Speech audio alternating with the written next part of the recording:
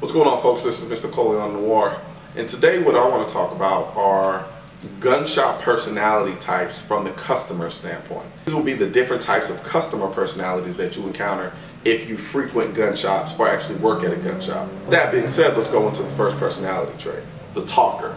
The talker is pretty self-explanatory. He talks too damn much. He's the guy that comes into the shop, probably knows everyone in the shop because he spends way too much time in the shop. And he feels like since he knows everyone in the shop, he can talk to all the representatives and all the salesmen as long as he wants to. Now, the only problem with that is that these salesmen have a job to do. And so now this salesperson can't help the person who's actually there to buy guns because he's too busy talking to the guy who isn't there to buy guns and is there to kind of just shoot the shit, so to speak. I'm a talker. I'm guilty of being a talker. The safety hazard. Like, we all know the rules of firearm safety.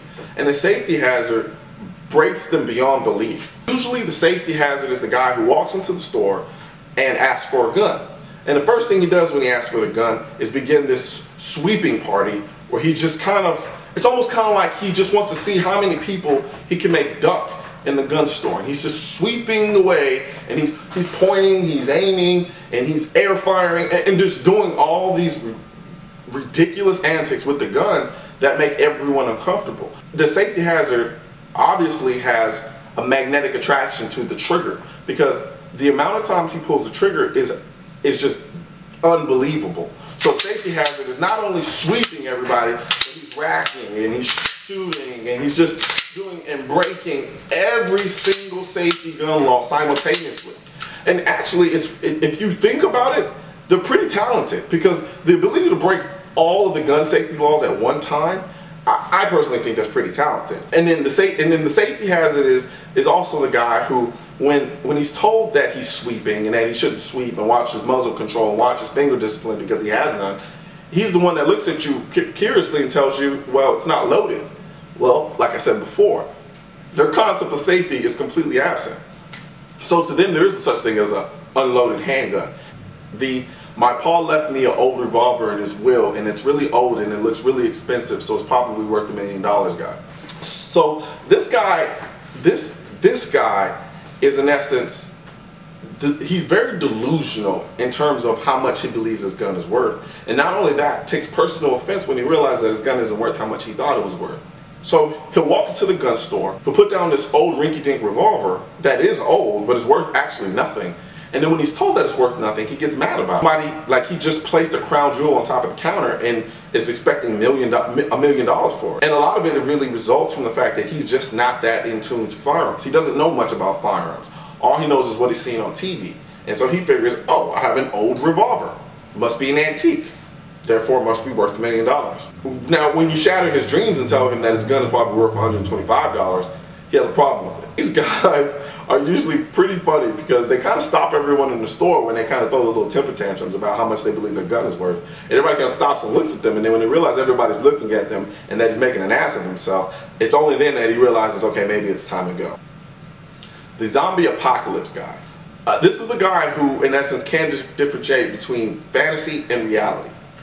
Majority of the time, when we're talking about our zombie apocalypse scenarios, and we all enjoy doing it to a certain extent, I do too, we all know that there's a very, very small chance in reality that that might happen. The zombie apocalypse guy actually, truly, honestly believes that any moment now in the next few months there will be a zombie apocalypse and he needs to kill them all.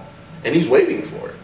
So he's the guy that walks into the gun store, and every single thing that you do and talk about in the gun store, he makes a zombie reference for it. He's usually the guy who walks into the store and buys cases and cases and cases of zombie max ammo. Okay, yeah, right now I have some in my actual magazine, but this guy actually really believes that this is zombie ammunition. Like, this is actually different from regular ammunition. And he believes the zombie hype so much that he can't differentiate between reality and fantasy.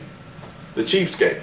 The cheapskate is the guy, he thinks he's not really into guns, but you know, he feels like he might need a gun, and because he feels he might need a gun, he wants to buy the cheapest gun possible. Because, I mean, he doesn't plan to use it. He doesn't plan to go to the range. He doesn't plan to ever shoot the gun, to be honest with you. He'll probably shoot it one time and then put it up and never look at it again. So he feels, why would I spend a lot of money on a gun? They all do the same thing. They all shoot the same bullets. Why spend a lot of money? The problem with the cheapskate is he thinks everybody who spends a lot of money on guns is an idiot. He thinks that spending more than $200–300 on a gun is stupid because he feels like all guns are the same and they all do the same thing.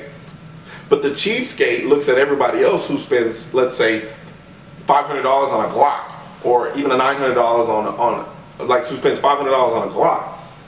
He thinks they're idiots. He thinks, why in the world would you spend that much money on a gun that does the same thing that another gun does for half the price?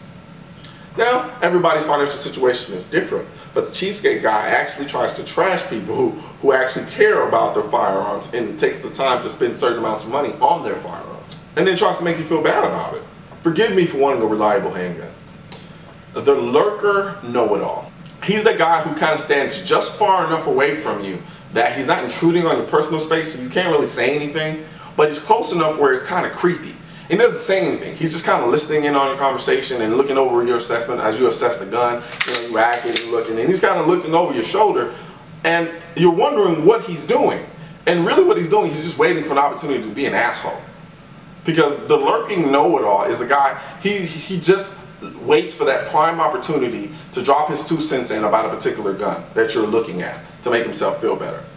As soon as something comes up where he feels like he can drop a tidbit of knowledge, he pounces on it like a hyena. He's like, oh, did you know that 6 hours quality control is no longer the way it used to be before, and you should probably not get that 6 hour, you should get an older 6 hour gun, blah, blah, blah, blah, blah, blah, blah. That's your lurker know-it-all. He's like a ninja. He's like the gun store ninja. He just kind of stands there. And a lot of times you don't even know he's there. Like, you're looking at a gun and you're like, man, okay, it's a Generation 4. I like it. It feels good. You know, all the stuff like that. And then bam, he just comes out of nowhere and he's like, oh, don't get a Generation 4. Those guns suck. There's a lot of quality control problems and they're jamming and they're not doing everything they're supposed to do. And you're like, where did you come from? Like this has nothing to do with you. I was talking to the store attendant, not you.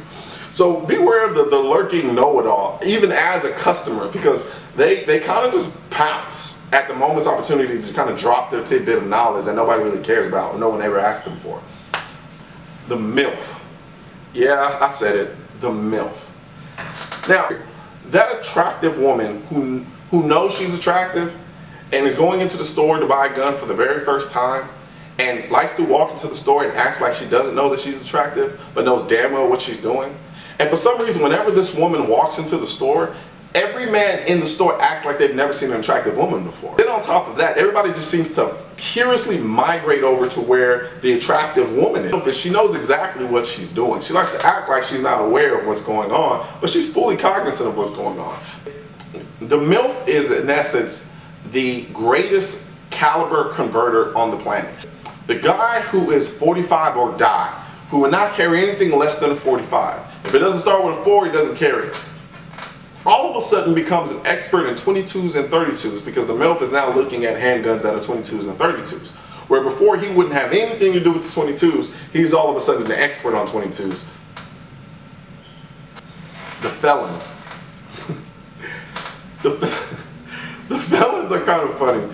And I know it's wrong, I shouldn't be laughing, but it happens so quick, so quietly, that it's really, really funny. And what the felon is the guy who walks into the store and he's looking around. He doesn't really draw any attention to himself. There's nothing about him in general that kind of stands out. But he'll walk into the store and he's looking around quietly, and then he asks around, can I look at this gun? He's looking at the gun. He's like, okay, yeah, I really like this gun. And he's like, okay, we'll go ahead and make a purchase and I'll purchase this gun. And then the store attendant was like, okay, well, let me see your driver's license and your information, and then hands him over a NIC form and lets him know that we're going to do a background check. So he's looking at the form and he's filling out the form. And by the time he gets to the second form, the second question, he realizes, wait a minute, I am a felon.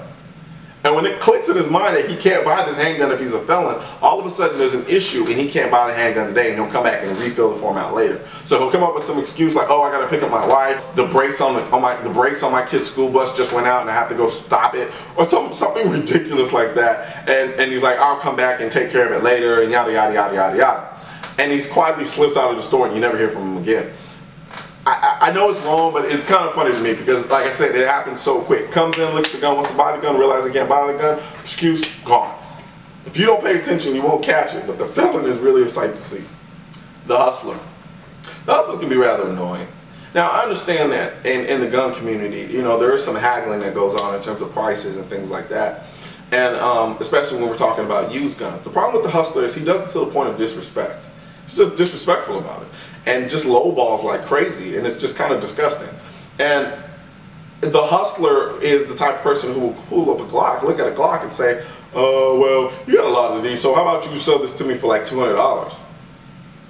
No, like that's just disrespectful. Like, you wouldn't go to Walmart and ask them to drop the price on your kid's playset. Like, it's just kind of disrespectful. So the hustler fails to realize that the people at the gun store are actually in the business of selling guns to make money. They're not just doing it for their health. So the hustler can get rather annoying and disrespectful at times. So with that being said, those are just a few of the personality types that there are. Leave a comment, make a video response, and tell me about either personality trait that I missed, and tell me about your experience and some of the people that even if it's just a one-off type situation, and let me know what type of personality types you've experienced on the other side of the counter with respect to customers. That's Mr. Coleon on the War. Please share, like, subscribe, and I'm out.